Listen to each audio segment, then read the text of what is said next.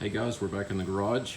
Just got back from the my local Polaris dealer and picked up the items I mentioned in the last video that I had ordered. This is the Lock and Go storage box, and I'm in the process of getting that installed. Actually, it's only about I don't know, once you get the anchors set, I can show you what you have to do here.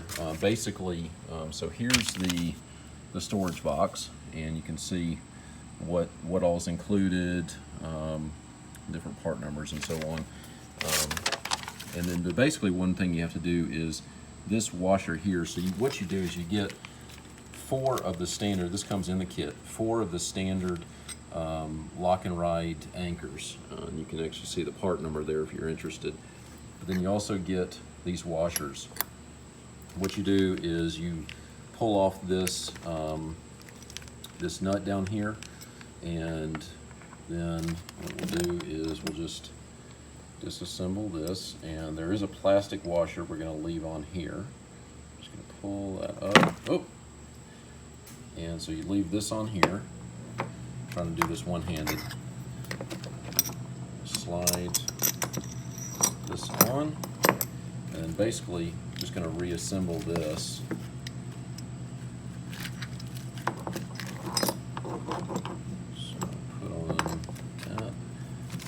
The spacer,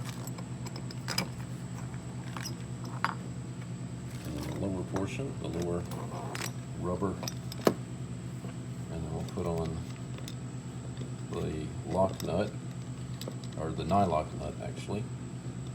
So we get this on, get it lined up just right, there we go, and then take a 13mm wrench and then tighten this down. And then what this will do, I've already done 2 of these. So pop this open so you can see, tighten this down. And then to install it, just pop it in, latch it down, it's good to go. So we've got 4 of those anchors to get done. And in the instructions, it actually says, shows you how far down to tighten it. What I found, now it does say don't compress it too much, but what I did find is on these first 2 that I've done, pop this back out, you'll notice that if you look at this, you will see there is a, put my hand behind it, might be easier to see, there is a slight bulge. You can see how it extends past on this side and then over here, right here. There is a slight bulge out there, and what I found was, you see it does go in the hole with no issue.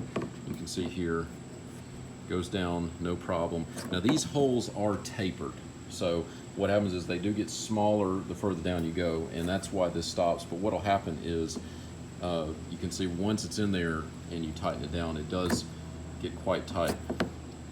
What you got to do is, because this sits up above, you do have to adjust this slightly so that when you get this in and you lock it down, you get a good seal. And I don't know if you go back, you can see, I mean, when I move this, I'm actually moving the machine.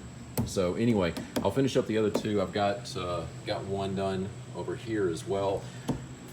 As far as the container goes, I am really pleased with this purchase. I'll lean this up. Now you can see, if you do have a rear windscreen, it will tap against that. I'm not really worried about that. There's still plenty of room to be able to get into the system, or get into the box. I'm going to take my mat here, I'm going to cut it down so I can just put it in the bottom. Probably my only complaint about this, there's no dividers in here. So we don't have any way to put a divider in, and there's no way to lock anything down in here to prevent it from moving too much. So that's one concern I have, not really big. You will notice it is gasketed, so there is a gasket on both the large door, and then also I'll open up, there are the 2 smaller doors, these are also gasketed as well. So this should do a good job of keeping any rain or water that comes from the top on here, and any that wants to creep up, I think that'll keep it out well enough so that anything you put in here should stay dry. Now the box itself is not lockable. There's no direct way to lock it. I'm sure you could probably find a way to, to drill something, get a lock through it, but there's no way to completely lock this out. What you can do though, to prevent, if you're worried about this getting stolen, you can actually put a lock through here, a small lock, and you can lock these down so that they cannot be removed. And trust me, once these are in and tight, they're not going to come out. Just to also show you as well, I'll just move this out of the way, close the tailgate, and you can see how much space is here.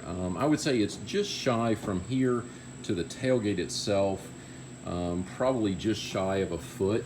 Like I have my my tool bag that I carry, and I mean, you can see it's actually got a little bit of space there. And now this will be actually riding inside the box, but that's one thing that you can kind of see. It does, of course, eat up most of your bed, but honestly, on the trail, everything that I want to take, I want to have in here. And you notice how dusty my bag got here. I mean, this was pretty much looking pristine before we went out on the first trail ride. And I expect that now all that dust, of course, will get caught here.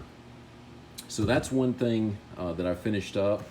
And again, I'm very, very pleased with this purchase so far. Of course, we haven't trail tested it, but from what I've seen, just from installing it, getting it put in, I'm very, very pleased with it. It's well worth the money to have that much storage space that's sealed and watertight.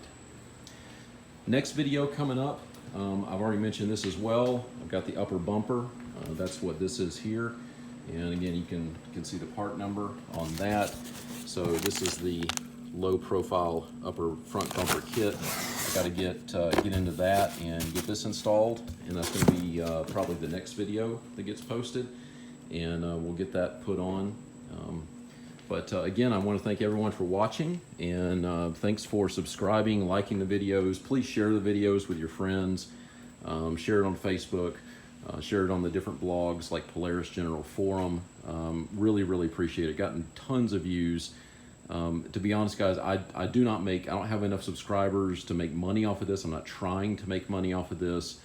And I really appreciate all the support, the feedback, the comments and everything have all been really great. And keep it up. I really appreciate it. Feel free to ask any question, and I'm happy to answer any of that.